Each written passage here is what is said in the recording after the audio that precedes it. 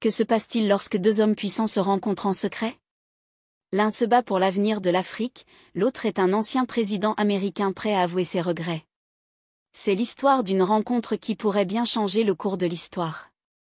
C'était un après-midi calme à Ouagadougou, la capitale du Burkina Faso, lorsque le président Ibrahim Traoré reçut un message inattendu. Ses conseillers lui remirent une lettre scellée, transmise par un envoyé diplomatique. Un message officiel demandant une réunion confidentielle. La lettre était brève, mais claire. L'ancien président américain Barack Obama souhaitait le rencontrer en privé, loin des regards du public et des médias. Ibrahim avait entendu des rumeurs selon lesquelles Obama admirait son leadership. Mais cette invitation venue de nulle part soulevait des questions. Pourquoi Obama? Pourquoi maintenant? Et de quoi voulait-il discuter aussi secrètement? Ces interrogations tournaient dans l'esprit d'Ibrahim alors qu'il relisait la lettre. Sa curiosité était vive, mais son expression restait impassible. Le monde avait les yeux rivés sur le Burkina Faso depuis l'arrivée au pouvoir d'Ibrahim Traoré. Son leadership audacieux, parfois perçu comme provocateur, avait bousculé les codes. Il défendait farouchement la souveraineté de son pays et rejetait l'influence des puissances occidentales. L'Occident le critiquait souvent pour son franc-parler, son rapprochement avec des pays comme la Corée du Nord, et sa volonté de briser le statu quo. Rencontrer un ancien président américain, considéré autrefois comme le leader du « monde libre », représentait à la fois une surprise et une opportunité. Après réflexion, Ibrahim décida d'accepter l'invitation. La rencontre aurait lieu dans un complexe gouvernemental isolé, loin de toute attention médiatique. Seuls quelques conseillers triés sur le volet étaient informés. Eux aussi étaient intrigués par le secret entourant cet échange. Le soir venu, Ibrahim se rendit sur les lieux, escorté par ses forces de sécurité qui veillaient à ce que personne ne puisse suivre ses déplacements. À l'intérieur de la salle privée, l'atmosphère était lourde, presque solennelle. Comme si ce moment pouvait bouleverser quelque chose de bien plus vaste. Lorsqu'il entra, il fut accueilli par le visage familier de Barack Obama. Les deux hommes se serrèrent la main. Le sourire d'Obama était chaleureux, mais dans son regard se lisait le respect et le regret. Ibrahim, bien que calme, ressentait un profond sentiment d'anticipation. De quoi Obama voulait-il parler? Et que signifierait cette rencontre pour le Burkina Faso, pour l'Afrique? Merci de m'avoir reçu, président Traoré, dit Obama d'une voix posée. Je sais que cette démarche est inhabituelle, mais j'ai suivi votre travail et le courage dont vous avez fait preuve à la tête de votre pays. Je voulais vous parler personnellement, sans les contraintes d'un examen public. Il y a des sujets importants à aborder. Ibrahim hocha la tête, attendant la suite. Il ne s'attendait pas à une telle démarche de la part d'un homme aussi influent qu'Obama. Le monde avait changé depuis que ce dernier avait quitté le pouvoir, et Ibrahim savait que les enjeux dépassaient son pays. Il s'agissait de l'avenir de tout un continent. Je t'écoute, dit simplement Ibrahim, d'une voix calme, sans dévoiler ses pensées. Obama prit une profonde inspiration, son regard se durcissant légèrement. J'ai des choses à te dire, Ibrahim. Des choses qui ne peuvent se dire que face à face. Il s'assit. Un silence pesa sur la pièce. L'air semblait chargé, presque électrique, comme si l'histoire retenait son souffle. J'ai observé ton leadership, reprit Obama d'une voix douce, mais empreinte d'émotion. Et je dois dire que je respecte ton courage.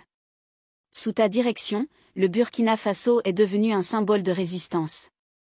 Tu ne te bats pas que pour ton pays. Tu te bats pour l'Afrique. Ibrahim l'écoutait, attentif, mais silencieux. Il ne s'attendait pas à de tels mots, surtout venant d'un ancien président américain. Il était plus habitué aux critiques qu'aux éloges. Mais là, quelque chose sonnait juste. Les paroles d'Obama n'étaient pas creuses. Elles venaient de loin. Après une pause, Obama continua. Je sais que tu fais face à des défis immenses. Mais je suis ici pour te parler d'autre chose. Quelque chose que je porte avec moi depuis la fin de mon mandat. Il est temps que je le dise. Et je devais le dire à quelqu'un comme toi. Ibrahim haussa un sourcil, intrigué. Président Traoré, j'ai des regrets, dit Obama, baissant brièvement les yeux. Quand j'étais au pouvoir, je n'ai pas fait assez pour l'Afrique. Je n'ai pas assez soutenu les dirigeants courageux comme toi. On parle souvent du potentiel africain, mais quand il s'est agi d'agir, vraiment, j'ai reculé. Je suis resté silencieux. Je n'ai pas pris les risques qu'il fallait. Ibrahim, immobile, absorbait chaque mot. C'était rare. Un ancien dirigeant occidental avouant ses erreurs? Un tel moment de vulnérabilité forçait le respect. J'aurais dû faire plus, poursuivit Obama, d'une voix plus assurée. J'aurais dû reconnaître la force du leadership africain. J'aurais dû te soutenir, toi et d'autres, quand le monde tentait de vous faire taire. À la place, j'ai laissé l'Occident tirer les ficelles. Je suis désolé pour ça. Ibrahim inspira profondément. Il avait toujours vu Obama comme un symbole d'espoir, mais ses paroles donnaient un autre relief à cette image. Ce n'était pas seulement une confession. C'était le reflet d'un système plus vaste, d'une emprise occidentale qui, encore aujourd'hui, étouffait l'autonomie africaine. J'apprécie vos paroles, Monsieur Obama, répondit-il enfin, d'une voix calme mais ferme. Mais le combat de l'Afrique pour sa souveraineté ne se réglera pas avec des excuses. Il faut des actes. Trop longtemps, l'Afrique a été traitée comme une terre d'exploitation, de domination, de manipulation. Il est temps que cela cesse. Obama acquiesça lentement, conscient du poids de ses mots. Vous avez raison. Et c'est pour cela que je suis venu. L'Afrique ne doit plus attendre qu'on lui donne la permission d'exister. Vous avez déjà commencé à tracer cette voie. Vous vous opposez aux puissances qui ont freiné ce continent. Et c'est ce que je respecte le plus. Le silence retomba un instant. Ibrahim méditait ses propos. Il avait toujours cru que l'avenir de l'Afrique dépendait des Africains. Mais aujourd'hui, il percevait aussi une autre vérité, cet avenir dépendait aussi de la volonté des puissances à reculer, à reconnaître leurs torts. Je ne veux pas regarder en arrière, dit-il enfin. Ce qui compte maintenant, c'est ce que nous ferons pour avancer. L'Afrique doit se libérer par elle-même. Nous n'attendrons plus qu'on nous tende la main. Nous construirons notre avenir selon nos propres règles, nos propres valeurs. Obama esquissa un sourire. Dans ses yeux, un mélange de regret et d'admiration. Je suis d'accord. L'avenir de l'Afrique est entre les mains de dirigeants comme vous. Vous ouvrez une voie nouvelle. Une voie qui ne repose pas sur la bienveillance de l'Occident, mais sur la force et l'unité du continent. Tout au long de la conversation, les deux hommes abordèrent des sujets cruciaux, le potentiel africain, la nécessité de l'unité, les défis historiques et contemporains. Obama partagea ses réflexions sur l'ordre mondial, sur la perception biaisée de l'Afrique par l'Occident, et sur le besoin impératif de changer cette vision. Ibrahim, toujours attentif, posait des questions, partageait son propre point de vue sur les étapes nécessaires vers une véritable indépendance. Mais au fond de lui, une idée persistait, ce n'est pas seulement la vision de l'Occident sur l'Afrique qui doit changer. C'est aussi la vision que l'Afrique a d'elle-même. Ibrahim se redressa légèrement dans son fauteuil, ses yeux brillant d'une intensité nouvelle. Pendant trop longtemps, dit-il, on nous a dit qui nous étions, ce que nous devions faire, ce que nous devions être. Et trop souvent, nous avons cru ces récits. Il est temps que l'Afrique réécrive son propre récit. Obama acquiesça lentement, comme si ces mots résonnaient en lui plus profondément qu'il ne l'aurait imaginé. C'est ce récit-là que je voulais entendre, répondit-il. Et c'est celui que j'espère voir partagé. Le monde a besoin de voir une Afrique qui se connaît, qui s'affirme, et qui n'attend plus qu'on lui tende la main. Un silence respectueux s'installa entre eux. Dehors, la lumière dorée du soleil couchant enveloppait les rues calmes de Ouagadougou, comme un témoin silencieux de cette rencontre hors du temps. Les maintenant, demanda Ibrahim, les bras croisés, le regard droit. Vous êtes venu avec vos regrets, vos mots. Mais que ferez-vous avec eux en repartant d'ici? Obama le regarda, longuement. Il ne fuyait pas la question. Il la pesait. Je ne suis plus président, dit-il. Mais j'ai encore une voix. Et je peux choisir comment je l'utilise. Ce que je vous propose, ce n'est pas une promesse politique. C'est un engagement moral. Je veux utiliser ce qu'il me reste d'influence pour ouvrir des portes, changer les récits, et soutenir ceux qui, comme vous, osent bâtir autrement. Ibrahim resta pensif. Il n'était pas un homme naïf. Il savait que les belles paroles ne suffisaient pas. Mais quelque chose dans le ton d'Obama, dans son humilité, dans cette volonté d'écoute, touchait quelque chose de sincère. Alors commencez par dire la vérité, dit-il calmement. Dites au monde ce que vous m'avez dit ici. Dites-le haut et fort. Ce sera déjà un début. Obama sourit, cette fois sans amertume. Considérez que c'est fait. Et dans cette pièce discrète, à des milliers de kilomètres des grandes capitales, deux hommes, l'un symbole d'une Afrique debout, l'autre reflet d'un Occident en quête de rachat, avaient semé les graines d'un dialogue nouveau. Rien n'était encore gagné, mais quelque chose avait changé. Et peut-être, juste peut-être, l'histoire retiendrait ce moment comme celui où un pont s'est enfin esquissé entre deux mondes trop longtemps séparés. Le lendemain matin, la ville s'éveillait lentement, indifférente à ce qui s'était dit entre ses murs la veille. Mais dans les ruelles de Ouagadougou, sur les ondes des radios locales, dans les discussions des jeunes entrepreneurs rassemblés dans les incubateurs de quartier, un murmure nouveau prenait forme. La rumeur s'était répandue, Obama avait rencontré Ibrahim. Pas à la présidence. Pas dans un grand sommet. Mais ici, dans un modeste centre communautaire, sans caméra, sans cortège, sans discours. Et surtout, il avait écouté. Quelques jours plus tard, dans une université de Nairobi, l'ancien président prit la parole. Mais cette fois, le ton avait changé. Ce n'était plus un discours calibré pour des diplomates. C'était un aveu. Un témoignage. Et un appel. J'ai rencontré un homme à Ouagadougou, dit-il. Il ne cherche pas l'aide de l'Occident. Il exige le respect. Il veut que l'Afrique cesse d'être vue comme un problème à résoudre, et soit reconnue comme une force à part entière, une voix essentielle dans le dialogue mondial. La salle retint son souffle. Et il a raison. Nous, en Occident, devons cesser de croire que nous détenons les réponses. L'Afrique n'a pas besoin de sauveurs. Elle a besoin de partenaires ou qu'on la laisse bâtir seule, sans qu'on lui mette des chaînes invisibles. Dans un centre de jeunes femmes à Dakar, dans une école de Bujumbura, dans un studio de podcast à Accra, les extraits circulèrent, repris, traduits, réinterprétés. Le visage d'Ibrahim ne fut jamais montré. Il n'en avait pas besoin. Ces mots avaient suffi. Et Obama, de retour aux États-Unis, poursuivit ce qu'il avait promis, il mit sa voix au service de ceux qui n'en avaient pas eu jusque-là. Pas en leur parlant à leur place, mais en amplifiant leur écho. Un nouveau chapitre s'ouvrait, fragile, encore incertain. Mais il avait un goût de vérité. De rééquilibrage. Et pour une fois, ce n'était pas l'Afrique qui demandait à être entendue. C'était le monde qui, enfin, tendait l'oreille. Mais il ne s'agit pas seulement d'un pays. Il s'agit de l'avenir de l'Afrique. Nous devons nous unir et rester fermes. Ensemble, nous créerons un avenir où nos enfants pourront vivre librement, où ils pourront s'épanouir sans les chaînes de la domination étrangère. L'émission s'est terminée, et pendant un moment, le silence s'est installé dans la salle.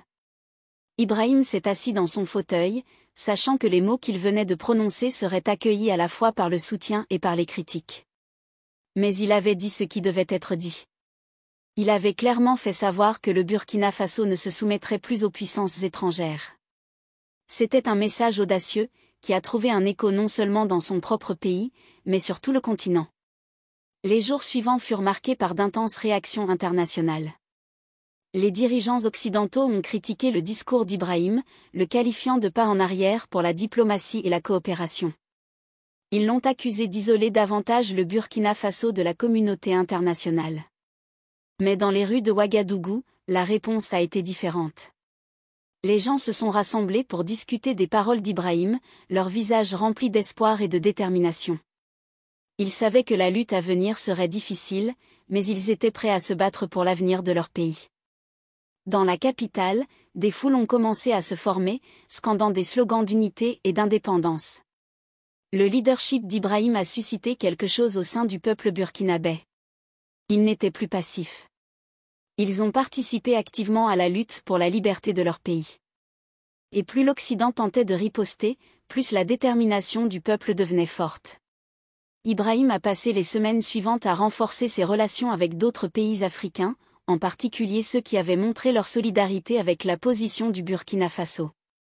Les dirigeants de pays comme l'Afrique du Sud, le Kenya et le Nigeria ont commencé à exprimer leur soutien à sa vision, reconnaissant que son combat pour l'indépendance ne concernait pas seulement le Burkina Faso. Il s'agissait de l'ensemble du continent. Mais Ibrahim savait aussi qu'il ne pouvait pas compter uniquement sur le soutien international. Il devait se concentrer sur la construction d'un Burkina Faso fort et résilient, capable de se suffire à lui-même sans avoir besoin d'aide extérieure. À cette fin, il a commencé à consacrer davantage de ressources aux industries locales, en investissant dans l'éducation, les soins de santé et l'agriculture. Il a clairement fait savoir à son peuple qu'il ne dépendrait pas de l'aide étrangère. Ils s'appuieraient sur leurs propres forces, leur propre créativité et leur propre unité. Au fil des mois, la pression de l'Occident a continué de croître. Mais le leadership d'Ibrahim est resté inébranlable. Les défis étaient immenses. Mais il avait vu à quel point l'Afrique pouvait être puissante lorsqu'elle restait unie. Et même si la route à parcourir était incertaine, Ibrahim Traoré savait une chose avec certitude, l'avenir de l'Afrique se construira selon ses propres conditions. Et avec cette vision, il a continué à diriger le Burkina Faso, sachant que l'avenir de tout le continent était en jeu. Au fil des jours, après la rencontre secrète avec Obama, Ibrahim Traoré ne pouvait se débarrasser du poids de leur conversation. Les mots échangés entre eux restaient gravés dans son esprit, et il se retrouva à réfléchir à tout ce dont ils avaient discuté, les excuses d'Obama, son aveu des échecs historiques de l'Occident et la reconnaissance du droit de l'Afrique à diriger. C'était beaucoup à assimiler. Mais il y avait autre chose qui restait gravée dans la mémoire d'Ibrahim, la compréhension tranquille que le temps de l'Afrique était venu. Ibrahim était assis dans son bureau un matin, regardant par la fenêtre tandis que le soleil se levait sur Ouagadougou. La ville semblait différente maintenant. Les rues étaient animées, mais il y avait dans l'air une énergie qui n'était pas présente auparavant. C'était comme si le pays avait senti le vent tourner, la prise de conscience croissante que les choses étaient en train de changer, non seulement au Burkina Faso, mais sur tout le continent. Les pensées d'Ibrahim furent interrompues par un coup frappé à la porte de son bureau. C'était le général Kabore, son chef militaire de confiance, qui était à ses côtés depuis le début de son ascension au pouvoir. Le général entra avec une pile de rapports, le visage sérieux. « Président Traoré », dit-il en posant les papiers sur le bureau. « Nous avons reçu des nouvelles des pays voisins. L'inquiétude grandit quant à la direction que vous prenez avec l'indépendance du Burkina Faso. Certains dirigeants remettent en question nos alliances, notamment après la rencontre avec Obama. » Ibrahim soupira, mais ne détourna pas le regard de la fenêtre. Il s'y attendait. Il y aura toujours ceux qui craignent le changement, ceux qui ne veulent pas voir au-delà de l'ordre établi. Mais pour moi, il ne s'agit pas seulement du Burkina Faso. Il s'agit de l'Afrique dans son ensemble. Et je ne reculerai plus. Dis-leur de poser toutes les questions qu'ils veulent, répondit-il d'une voix ferme. C'est le bon chemin. S'ils ne peuvent pas comprendre cela, alors ils ne sont pas prêts à diriger leur propre pays. Nous ne pouvons pas continuer à laisser l'Occident décider de notre avenir. Je ne serai pas le président qui reste les bras croisés et regarde l'Afrique rester soumise. Kabore hocha la tête. Mais il y avait encore de l'inquiétude dans ses yeux. Mais monsieur, la situation économique s'aggrave. Les sanctions imposées par l'Occident nous ont rendu la vie difficile. Le commerce est presque au point mort. Les gens commencent à ressentir la pression. Et des murmures de mécontentement circulent dans les rues.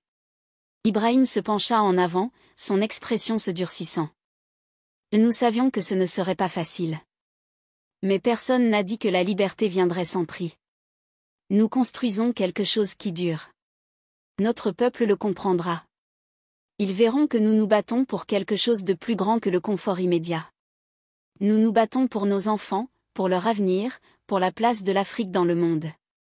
Malgré les inquiétudes du général, la détermination d'Ibrahim n'a fait que se renforcer. Il savait que s'opposer à l'Occident lui poserait des défis, mais il avait pris sa décision. Il n'y avait plus de retour en arrière possible. Le Burkina Faso ne peut plus se permettre d'être la marionnette d'intérêts étrangers.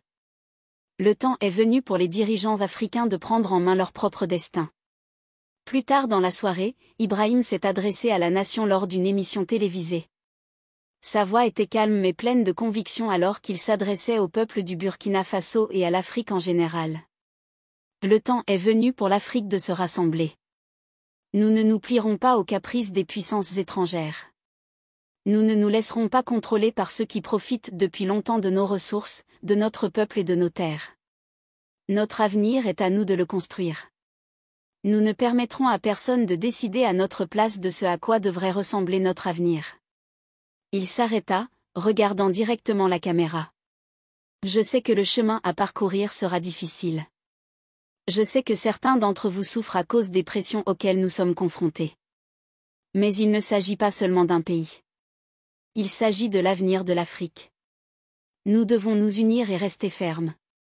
Ensemble, nous créerons un avenir où nos enfants pourront vivre librement, où ils pourront s'épanouir sans les chaînes de la domination étrangère. L'émission s'est terminée, et pendant un moment, il y eut un silence dans la salle. Ibrahim s'est assis dans son fauteuil, sachant que les mots qu'il venait de prononcer seraient accueillis à la fois par le soutien et par les critiques. Mais il avait dit ce qui devait être dit. Il avait clairement fait savoir que le Burkina Faso ne se soumettrait plus aux puissances étrangères. C'était un message audacieux, qui a trouvé un écho non seulement dans son propre pays, mais sur tout le continent. Les jours suivants furent marqués par d'intenses réactions internationales. Les dirigeants occidentaux ont critiqué le discours d'Ibrahim, le qualifiant de pas en arrière pour la diplomatie et la coopération. Ils l'ont accusé d'isoler davantage le Burkina Faso de la communauté internationale. Mais dans les rues d'Ouagadougou, la réponse a été différente. Les gens se sont rassemblés pour discuter des paroles d'Ibrahim, leurs visages remplis d'espoir et de détermination. Ils savaient que la lutte à venir serait difficile, mais ils étaient prêts à se battre pour l'avenir de leur pays. Dans la capitale, des foules ont commencé à se former, scandant des slogans d'unité et d'indépendance. Le leadership d'Ibrahim a suscité quelque chose au sein du peuple burkinabé. Ils n'étaient plus passifs. Ils ont participé activement à la lutte pour la liberté de leur pays. Et plus l'Occident tentait de riposter, plus la détermination du peuple devenait forte. Les tentatives d'intimidation économique, les discours paternalistes des chancelleries occidentales, les pressions diplomatiques, tout cela ne faisait qu'alimenter une flamme nouvelle, celle de la résistance consciente. Dans les universités, les jeunes débattaient avec fougue des discours d'Ibrahim, redécouvrant Sankara, Lumumba, Nkrumah. Les radios locales diffusaient des chansons engagées appelant à la solidarité panafricaine. Dans les villages, les anciens racontaient à la jeunesse les luttes passées et les rêves inachevés d'indépendance véritable. L'ère des compromis et des promesses creuses semblait toucher à sa fin. Mais au-delà des frontières, l'impact du discours d'Ibrahim Traoré dépassa les attentes. À Bamako, à Dakar, à Kinshasa, des manifestations de soutien éclatèrent spontanément. Des leaders d'opinion, des artistes, des écrivains prirent la parole pour saluer le tournant burkinabé, le qualifiant de réveil africain. Des tribunes enflammées furent publiées dans des journaux africains, mais aussi dans certains médias alternatifs en Occident, dénonçant l'hypocrisie des sanctions et rappelant le droit sacré des peuples à l'autodétermination. Pourtant, tout n'était pas glorieux. Des menaces pesaient. Des rumeurs d'un coup d'État fomenté par des forces étrangères commencèrent à circuler. Les services de renseignement burkinabés interceptèrent des communications inquiétantes. Des mercenaires furent arrêtés à la frontière nord, en possession de matériel suspect. Ibrahim comprit alors que le prix de la liberté ne se limiterait pas aux discours ni aux sacrifices économiques. Il faudrait aussi se préparer à la défense de cette révolution. Il convoqua une réunion d'urgence au palais présidentiel. Autour de la table, le général Kabore, la ministre de l'économie, des représentants de la société civile et des intellectuels. Ibrahim ne leur parla pas comme un chef d'État, mais comme un homme face à l'histoire. Nous ne sommes pas seulement en train de changer la trajectoire du Burkina Faso. Nous sommes en train de redonner à l'Afrique sa voix. Et cette voix dérange. Ils essaieront de nous faire taire. Par la peur. Par la faim. Par le feu. Mais tant que nous parlerons avec courage et que nous agirons avec justice, alors même le silence portera notre vérité. Un silence chargé d'émotions suivit ces mots. Puis Kabore se leva lentement, posa la main sur son cœur et dit : Monsieur le Président, nous sommes avec vous. Jusqu'au bout. Pour que nos enfants ne naissent plus dans l'ombre d'autres peuples. Et ainsi, malgré les tempêtes, malgré l'isolement grandissant, malgré les menaces à peine voilées, Ibrahim Traoré poursuivit son chemin. Car il savait que certains hommes sont faits pour gouverner un pays. Mais d'autres, rares, naissent pour réveiller un continent. Quelques semaines après cette réunion solennelle, le pays fut plongé dans une nuit de plomb. Un convoi militaire non identifié tenta de forcer l'entrée de la résidence présidentielle dans les premières heures du matin. L'unité de garde, entraînée et loyale, riposta avec courage. Des échanges de tirs retentirent dans tout Ouagadougou. Des drones de surveillance repérèrent des mouvements suspects près de l'aéroport, et dans certaines casernes périphériques, des officiers furent arrêtés alors qu'ils tentaient de déclencher une mutinerie. Ce fut le début de ce que les journaux appelèrent bientôt la nuit du sabre et de la mémoire. Mais ce coup d'État échoua. Le peuple, alerté par des messages radio lancés par la présidence, descendit dans la rue, encerclant symboliquement les institutions de la République. Des femmes s'interposèrent devant les chars, chantant des prières anciennes. Des étudiants, armés de pancartes et de leur foi, campèrent devant les studios de la radio nationale pour empêcher toute prise de contrôle médiatique. Le jour suivant, Ibrahim prit la parole devant une foule immense, place de la Révolution. La voix fatiguée, mais ferme, il déclara. « Ils ont voulu nous voler la nuit. Nous leur avons répondu avec l'aube. Ce n'est pas seulement un coup d'État qu'ils ont tenté. C'est un coup contre notre dignité, contre nos rêves, contre notre avenir. Mais nous sommes restés debout. Et maintenant, le monde entier sait que le Burkina Faso ne s'incline plus. » Les jours qui suivirent furent ceux de la réorganisation et de la solidarité. Des comités citoyens de vigilance furent créés dans toutes les provinces. Des journalistes d'investigation révélèrent que les auteurs du coup d'État avaient reçu des fonds en provenance d'une société minière liée à des intérêts étrangers. Les preuves étaient accablantes. L'onde de choc fit trembler bien au-delà des frontières. Face à l'indignation internationale, certains pays africains naguère prudents décidèrent de sortir du silence. Le Mali, la Guinée, le Niger, mais aussi la Tanzanie et l'Éthiopie, organisèrent une conférence panafricaine d'urgence à Bamako. Pour la première fois depuis des décennies, des chefs d'État africains se réunirent sans aucun représentant occidental dans la salle. Le discours d'Ibrahim y fit date. Il termina par ces mots. Le siècle dernier nous a enseigné que l'indépendance sans souveraineté n'est qu'un mirage. Ce siècle doit être celui de la réparation, de la construction et de la coopération entre égaux. Si nous devons rêver d'un destin, alors rêvons-le africain, fraternel, enraciné dans nos terres et nos langues. Que l'Afrique ne soit plus un ventre qu'on exploite, mais une voix qu'on écoute. Le silence qui suivit fut suivi d'applaudissements debout. Pour la première fois depuis longtemps, des peuples entiers commencèrent à croire que l'Afrique pouvait reprendre son histoire en main, non pas contre le monde, mais à égalité avec lui. Et dans les rues de Ouagadougou, un nouveau slogan apparaissait sur les murs, écrit à la craie par des enfants. Nous sommes le sol. Nous sommes les graines. Et maintenant, nous sommes la saison. Mais la pression de l'Occident a continué de croître. Pourtant, le leadership d'Ibrahim est resté inébranlable. Les défis étaient immenses, mais il avait vu à quel point l'Afrique pouvait être puissante lorsqu'elle se tenait unie. Et même si la route à parcourir était incertaine, Ibrahim Traoré savait une chose avec certitude, l'avenir de l'Afrique se construirait selon ses propres conditions. Avec cette vision, il a continué à diriger le Burkina Faso, conscient que l'avenir de tout le continent était en jeu. Les mois qui ont suivi le discours d'Ibrahim Traoré ont été marqués à la fois par l'espoir et par des défis croissants. Alors que la détermination du Burkina Faso à résister à l'influence occidentale restait inébranlable, le prix de l'indépendance commençait à se faire sentir. La communauté internationale, menée par les États-Unis et la France, a resserré son emprise, imposant des sanctions encore plus sévères. Les prix des produits de première nécessité ont flambé, le chômage a augmenté et la pression financière sur le pays est devenue palpable.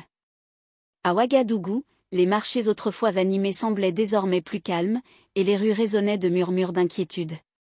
Les jeunes, qui s'étaient ralliés au message d'Ibrahim, commençaient à ressentir le poids des sacrifices. Beaucoup se demandaient combien de temps ils pourraient supporter ces difficultés. Ibrahim savait que c'était le moment qui définirait sa présidence, le peuple continuerait-il à le soutenir ou les épreuves seraient-elles trop grandes? Un soir, alors qu'il était assis dans son bureau, les rapports devant lui reflétaient la frustration croissante dans le pays. L'opposition politique, longtemps silencieuse, s'exprimait désormais, elle critiquait sa gestion de l'économie et l'accusait d'avoir précipité le Burkina Faso dans la crise.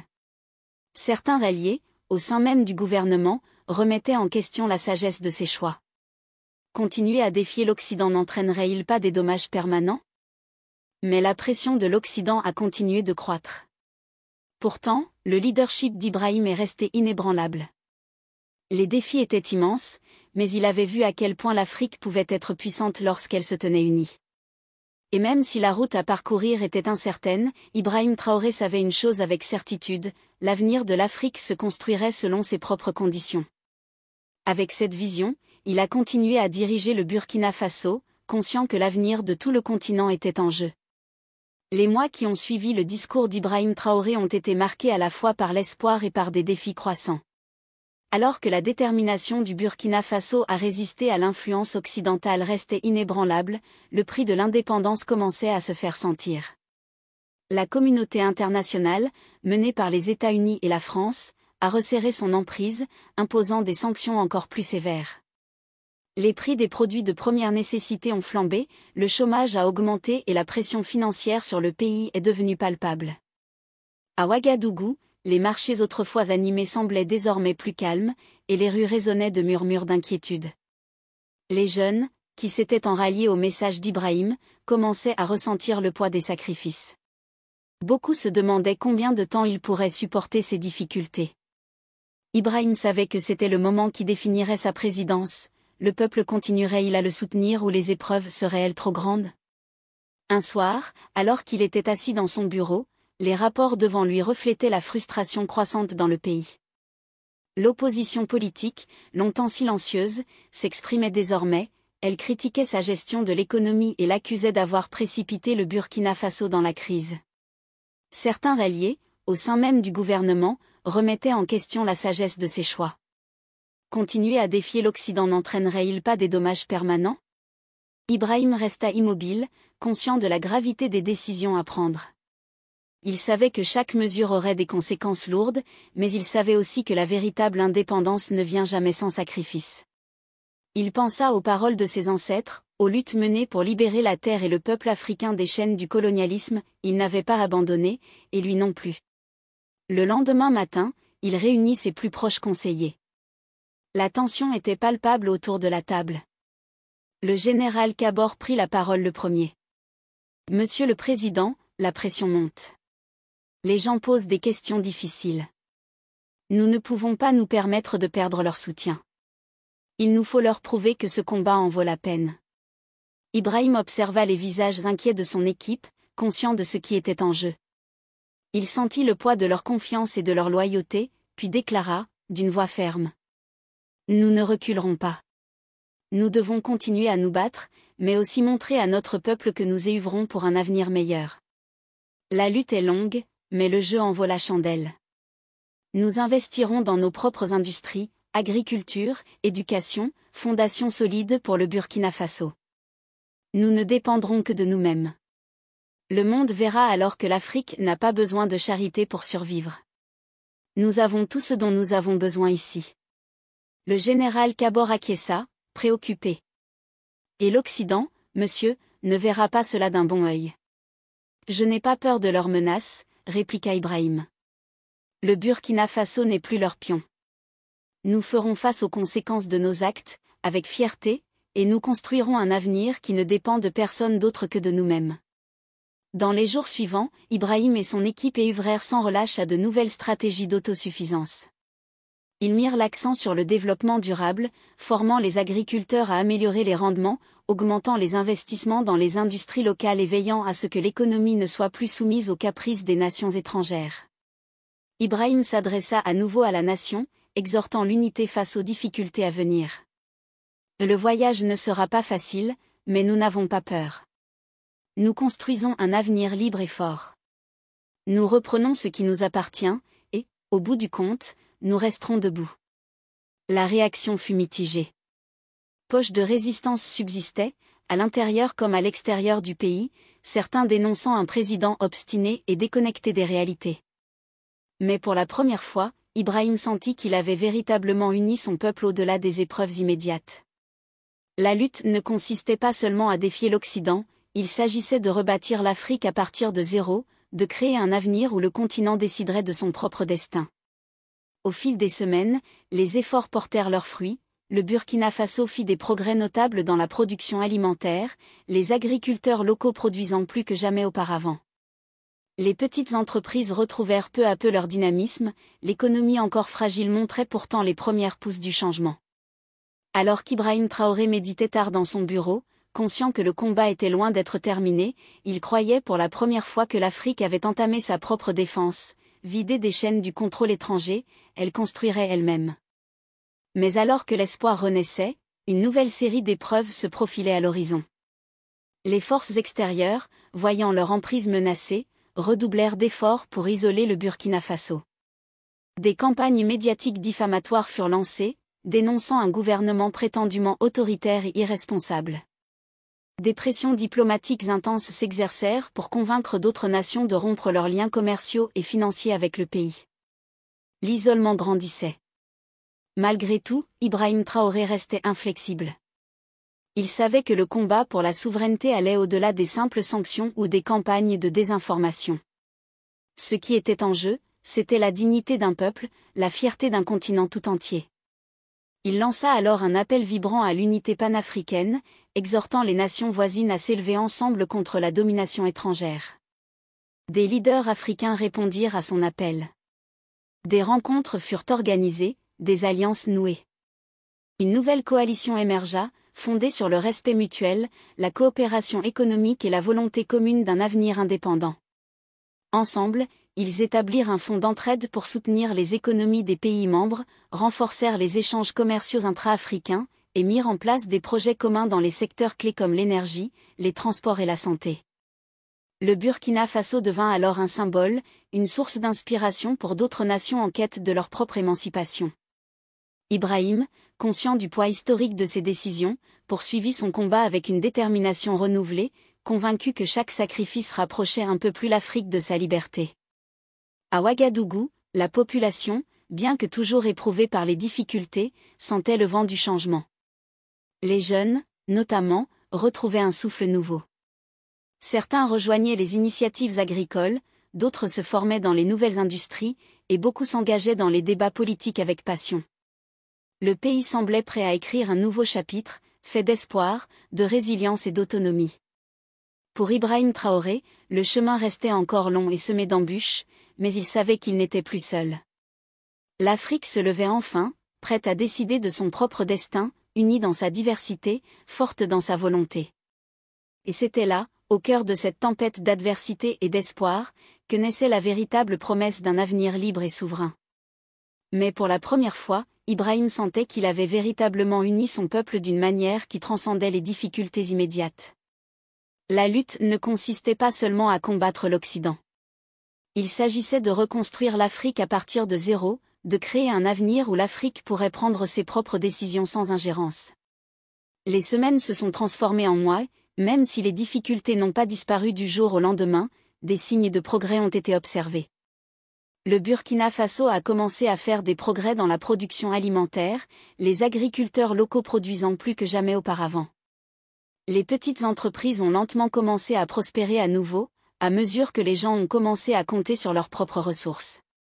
L'économie était encore fragile, mais Ibrahim pouvait voir les graines du changement se planter. Et puis, une surprise est venue de l'Union africaine. Après des mois de délibérations silencieuses, plusieurs dirigeants africains ont commencé à soutenir publiquement la position d'Ibrahim sur l'indépendance africaine. Petit à petit, d'autres pays ont commencé à se prononcer en faveur de ce que le Burkina Faso essayait de réaliser. Ibrahim a été invité à plusieurs entretiens diplomatiques où il a parlé d'une Afrique unie, d'une Afrique qui ne serait plus entravée par l'histoire coloniale ou l'influence étrangère. Au milieu de tout cela, l'Occident a continué à critiquer la politique d'Ibrahim. Mais maintenant, quelque chose était différent. Le soutien des autres nations africaines grandissait, et il devenait clair qu'Ibrahim Traoré n'était plus seulement le président du Burkina Faso. Il devenait un symbole de la défiance africaine envers le désir de liberté, d'unité et de dignité du continent. Alors qu'Ibrahim était assis dans son bureau tard un soir, il réfléchissait à la route qui l'attendait. Le combat était loin d'être terminé, mais pour la première fois, il croyait vraiment que l'Afrique avait commencé à se défendre. Et cette croyance, cette force, porterait le Burkina Faso et l'Afrique vers un avenir où ils pourraient déterminer leur propre destin, libérés des chaînes du contrôle étranger.